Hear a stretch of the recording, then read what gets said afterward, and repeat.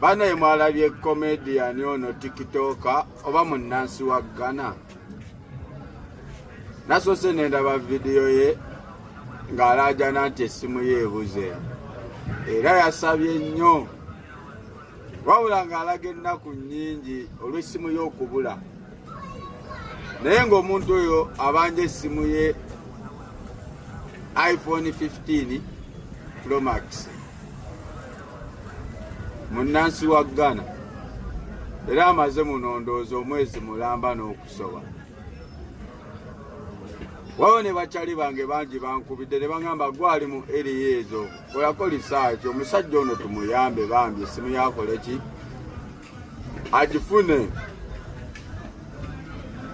Era bangi nina bwe nabazzeemu ne mbagamba okusinziira ku musajja ono endaaja najalaajanyemu n'essaala zaasabye bwe mbigatta tebijja n'okulaga okuluma omuntu yeetaddemu ne tiketi n'ajja mu nsi nga yakamalamu n'ebbanga lya myezi emeka tasobola kukuba mulango ogwo gwonna kwa iPhone 15 Pro Max bw'aba talina kyayisaawo.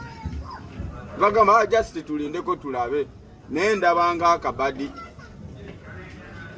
munnaye kato Uganda Police yagiraajanidde wabula ne balaajanira ne bannayuganda bwene ayina essimu y'omusajja oyo mumumanyi atambulanga mulalu atikuti erinnya lye ndyerabiddemu naye oluvannyuma yatulaze nti essimu yagifunye era yasanyuse nnyo neyebaza Uganda Police n'atandika n'okuvumirira abo bannayuganda bagamba nti poliisi tekoze kimala okukuuma security y'eggwanga oba okukuuma bannayuganda n'ebyabwe.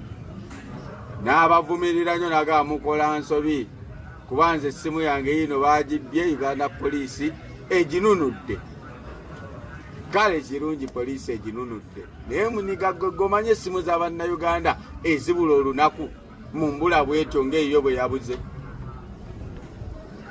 Kati okimanyi bali abagamba nti poliisi ekolagana n'ababbi poliisi eba etuukiriza akalumbulo kuba tolina bw'oyinza kumumatiza. Kale ne bwe kiba kituufu nti yabbiddwako essimu poliisi mwaginunudde naye poliisi ya wano mukimanyi nti bannayuganda olunaku ababulwako essimu bangi ng'ovudde n'ekuba essimu. Olunaku lw'eggulo balaze ababodaboda bana nga bonna bakubiddwa ennyondo piki zaabwe zitwaliddwa. Bwe muba musobola okukera ne munoonya essimu ya munnansi wa Ghana ne muginunula nga just ssimu busimu ne mukwata n'ababbi be mutasobodde tulaga, lwaki temusobola kunoonyereza ku baganda baffe abakubibwa ennyondo buli lunaku nga piki bazitwala ne zibulawo ng'ate n'obulamu bwabwe buttiddwa? Mwagala tugamba piki ezo zifuluma ggwanga. Mwali muzeeyo ne mukola lipooti ku abo abantu. Naye ekibanga omuntu gwe basanze mu nju nga yeetuze bamugjamu ne bamutwala baweeko n'okunoonyereza, lwaki ababodaboda abakubwa ennyondo bo tewabaawo okunoonyereza? Nti yo olukwata ne bamuteeka emulago mujjayo nga mutwala kuziika. Bwe muba mwasobodde okununula ssimu y'oyo omwana ng'okugambye olunaku lw'eggulo genda kweni TV yakulaze nga tulinamu ne mmemba waffe omu wa Nuupo yakubiddwa ennyondo ng'ate na defense wa ku kyalo yabadde awangaalira. This man, I don't want peace. I want problems always. God have mercy upon us. I'm telling you, look at my face. Like I could have killed a lot of people.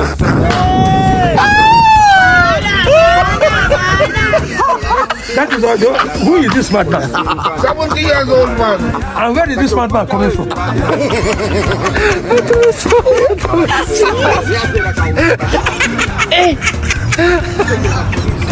Aujourd'hui aussi, c'est un autre jour. Le monde part en couille. J'ai du mal à imaginer. Madman. And I mean it, you are a madman. Madman. This evening you will die. Madman.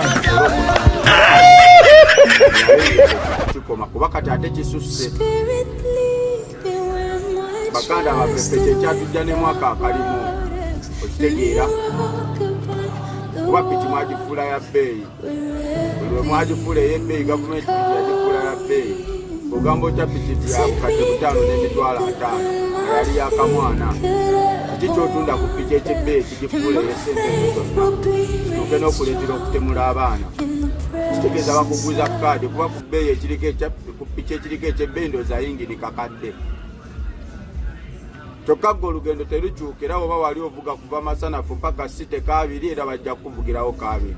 Mafuta ga 2.5 kati ssaawa zino ga 5 era wa 10,200. Kitegeeza gwe wa boda osigala tofunye. So tubeeremu.